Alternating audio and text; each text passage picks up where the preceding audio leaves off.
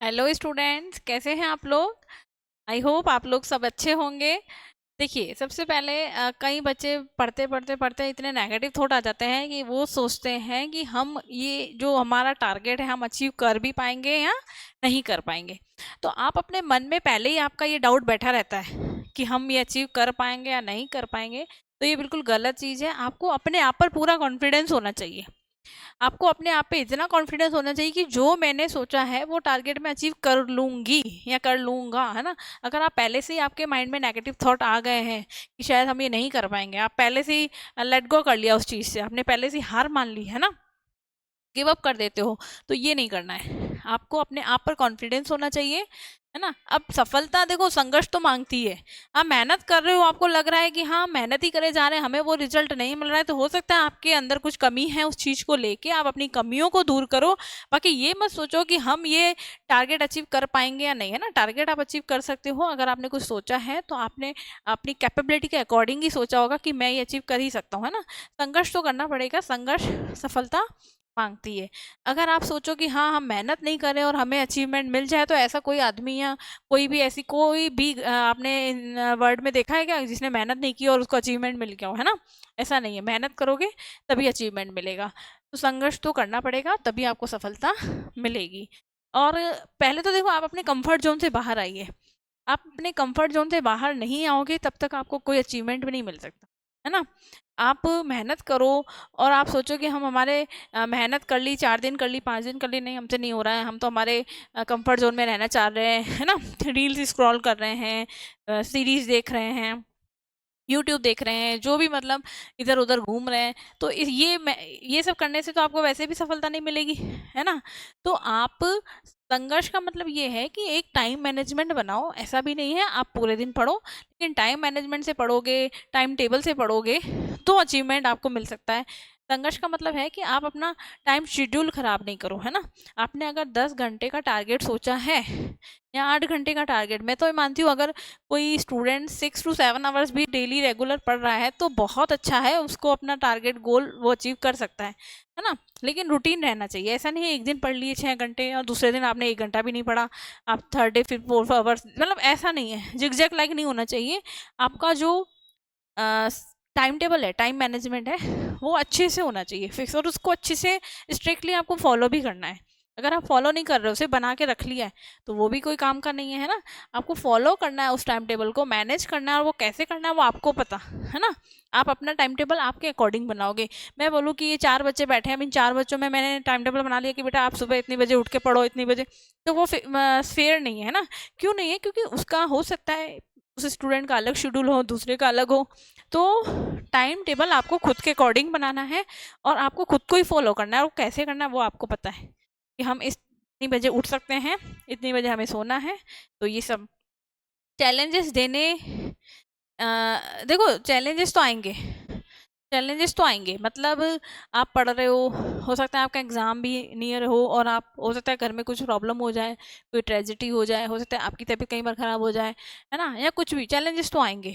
अब उस चैलेंजेस को आपको कैसे फेस करना है वो आपको ही मैनेज करना है। इसे ना मैं करवा सकती हूँ ना कोई और करा सकता है। हम सिर्फ समझा देंगे, शेड्यूल बना देंगे कि ऐसे करो, बट फॉलो तो आपको ही करना है ना। और चैलेंजेस तो क्या होता है कि देखो, अपन चैलेंजेस सोचते हैं ना कि हम ये नहीं कर पाएंगे, यार ये इतना बड़ा चैलेंज है, मेरे से तो नहीं होगा, पहले से ही आप क्या कर लेते हो, गिव अप कर देते हो। तो अब आपने पहले ही गिव अप आपने नहीं किया, आपके मन ने करवा दिया आपको गिव अप। तो एक तो आपको अपने मन को कंट्रोल में रखना है ना। मन तो हमारा क्या होता है, कंफर्ट जोन में जाना चाहता है ना। मन को ये लगता है कि मैं इसको नेगेटिव थॉट कैसे दूं। आप लेकिन अपने मन की नहीं सुननी है ना, आपको खुद की सुननी है। आपको अपने बोलते हैं ना, मन और दिल, इनसे अलग चीज़ें, इनको साइड में रख के ही काम करना है। अगर मन की सुनोगे तो मन तो बोलेगा अरे सो जा अभी 1 घंटा, आज 2 घंटे घुमाते हैं, या आज चलो कोई बात नहीं, नहीं पढ़ते हैं। तो मन की सुनोगे तो पढ़ाई नहीं हो पाएगी। मन की नहीं सुननी है, आपको खुद की सुननी है।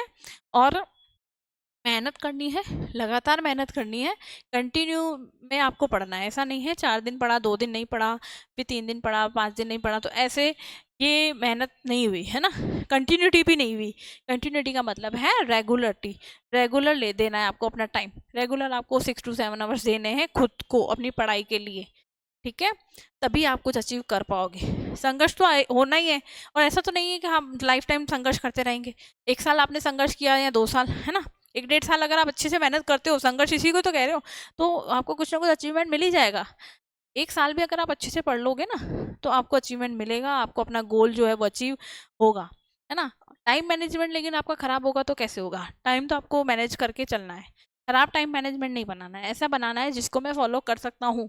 अब आपने ऐसे बना लिया कि 15 घंटा पढ़ने का टाइम टेबल बना लिया, अब आपका स्टेमिना ही नहीं है, आप पढ़ ही नहीं सकते हो, आप 5 घंटे से ज़्यादा नहीं पढ़ सकते, या 15 घंटे आपको मिल ही नहीं रहे सेल्फ स्टडी के लिए, आपने 15 घंटे टाइम टेबल में लिख दिया कि मैं 15 आवर्स सेल्फ स्टडी करूंगा। अब 15 आवर्स आपके पास है ही नहीं इतने, आप स्कूल गए या कॉलेज गए या आप कोचिंग जा रहे हो, है ना, सोओगे, फिर कुछ अपना डेली जो वर्कआउट है, मतलब नहाना खाना पीना ये सब भी करोगे, तो कहाँ बचे 15 घंटे?